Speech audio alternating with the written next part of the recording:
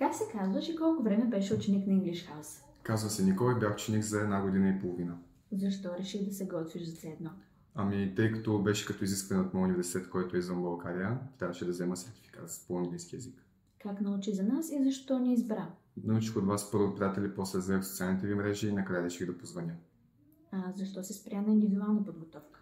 Спрях се индивидуална подготовка, тъй като е доста по-лесно да оправиш грешките си и може да се отделя доста повече време на теб. Добре, с какво ти беше полезен курсът? Курсът ми беше полезен, освен от това, че научих по-хубав английски, който в момента използвам напълно свободно, и това, че намерих приятели. Срещна ли някакви трудности и как ги преодоля? Най-големи трудности бяха в райтинг и спикинг компонентите, които всъщност накрая бяха с най-високи резултати. Беше ли уверен преди явяване на изпита? Да, бях сравнително уверен, тъй като вече бях минал през 2 mock екзама, които ми помогнаха да разбера как всъщност протича изпита. И как се справи накрая? Взех го. Какво би казал на тези, които се колебаят дали да се запишат при нас? Ами, изобщо да не се колебаят и директно да звъннат. Би ли препоръчал English House на други хора? Разбира се, че ви го препоръчвам, даже вече съм го правил, тъй като 2 мои приятели вече са преминали през изпита успешно.